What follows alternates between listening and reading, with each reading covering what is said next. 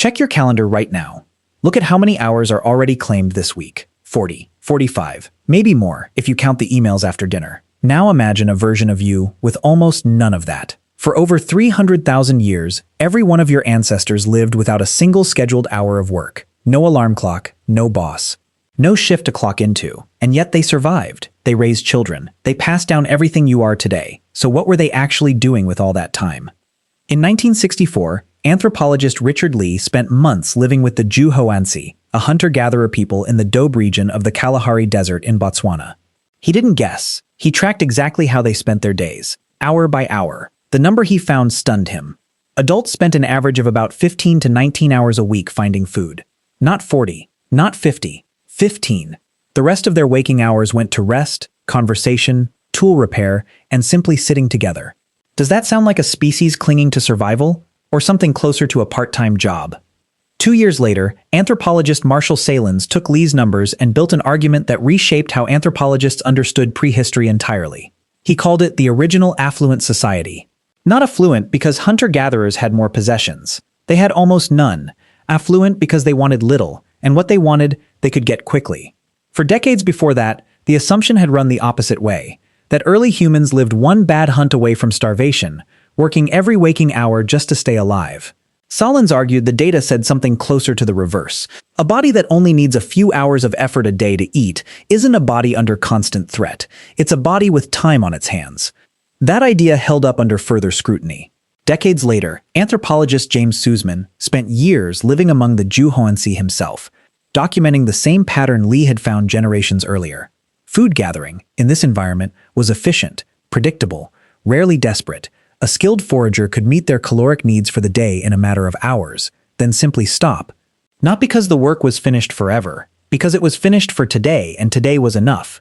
Sussman's fieldwork found something else worth noting. Even in years of drought, when food was harder to find, the Juhoansi still weren't logging anything close to a modern workweek. Picture an ordinary day, somewhere around 40,000 years ago. Morning begins slowly. No clock forces anyone upright before the sun does. A small group sets out together. Some gather roots, tubers, and berries along the way. Others track game along a dry riverbed, reading footprints most modern eyes would never notice.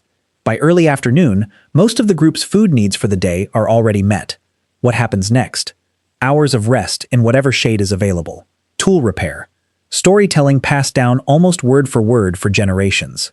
Naps, taken without guilt. Grooming each other's hair while trading news from a neighboring camp 30 kilometers away. This wasn't leisure stolen from survival. For most hunter-gatherer groups studied this closely, it was the majority of the day. Notice who was doing the work, too.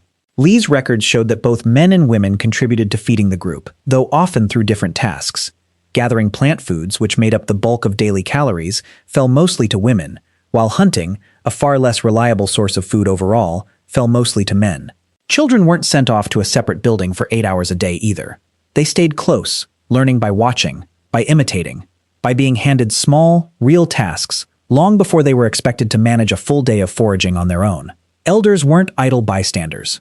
Their knowledge of which plants were safe, which watering holes still held water in a dry season, and which stories explained the landscape was itself a form of daily contribution, just not the kind that shows up on a modern spreadsheet. There was no separate category called work and a separate category called family time. It was one continuous, unhurried day, shared across every generation present. Here's the first moment that tends to catch people off guard. Compare that 15 to 19-hour week to the average modern full-time work week of roughly 44 hours, and the hunter-gatherer comes out ahead by more than double. The image of the caveman working himself to exhaustion just to avoid starving doesn't hold up against the data anthropologists have actually collected. For most of human history, staying alive didn't demand a full day. It demanded a few focused hours, and then it demanded rest. So what changed? Around 12,000 years ago, in the region archaeologists call the Fertile Crescent, humans began domesticating wheat and barley. Agriculture arrived, and with it came something entirely new. Constant, scheduled labor, tied to the rhythm of the seasons, rather than the rhythm of hunger. Fields needed clearing, sowing, weeding, guarding from animals and rival groups, harvesting before the window closed. Unlike foraging, farming didn't stop the moment your stomach was full. It kept going, every day, for months at a time, whether you felt like it or not. Here's the second shocking moment. Agriculture is often taught as an upgrade, a step forward on the road to civilization. The evidence from human skeletons tells a more complicated story. At the archaeological site of Abu Huraira, in modern-day Syria, bioarchaeologist Thea Mollison examined skeletal remains spanning the transition period between foraging and farming. She found something specific: deformities in the toes, knees, and lower spine, consistent with hours spent kneeling to grind grain by hand, day after day, year after year. Across multiple early agricultural sites, average human height also declined compared to the foraging populations that came before them, a pattern researchers associate with poorer nutrition and harder physical strain. Trading a 15-hour week for something closer to full days of repetitive bent-over labor didn't just change how humans ate. It changed their bodies, permanently, and the skeletons still show it thousands of years later. So if farming made humans work harder, where did the modern job actually come from? Not from farming itself, something newer. For most of the roughly 10,000 years since agriculture began, the majority of people still worked for themselves, on their own land, following their own exhausting but self-directed schedule. The job, in the way you experience it, is newer still.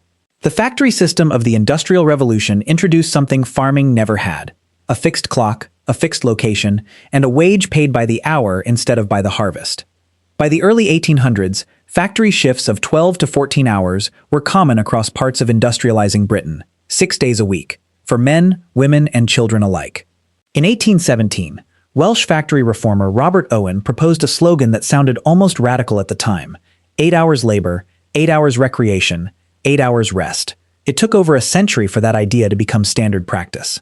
It wasn't until 1926 that the Ford Motor Company formally adopted an 8-hour day and a 5-day week for its workers, a schedule that later became the template much of the modern working world still runs on today. Notice the shape of that timeline: 15 hours a week, sustained for hundreds of thousands of years. Then, in barely 2 centuries, a climb to 14-hour days, followed by a slow, hard-fought negotiation back down to something closer to what you have now.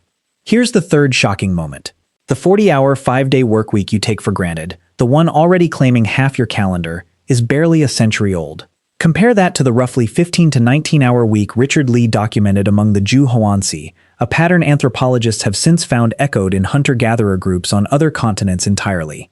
For more than 96% of the time modern humans have existed on this planet, nothing resembling a job, a boss, or a fixed schedule existed at all. Think about that the next time an alarm goes off before sunrise. The exhaustion, the burnout, the nagging sense that there's never quite enough time, even when the actual hours worked haven't changed much in decades. Add to that a detail hunter-gatherers never had to deal with: a phone in your pocket that keeps the workday technically open long after you've left the building. None of it reflects how humans were built to live for most of their history. It's a structure barely a few generations old, layered on top of a body and a brain shaped by hundreds of thousands of years of a very different rhythm. Your ancestors weren't lazy, and they weren't desperate. They worked exactly as much as they needed to, and then, without guilt, without an inbox waiting for them, they stopped. Check your calendar again. Every hour already claimed on it belongs to a system your ancestors would not recognize. One built by factories and clocks, not by hunger. That's the story. If your brain just flinched at any of that, good. It's still mostly wild under there. See you in the next one.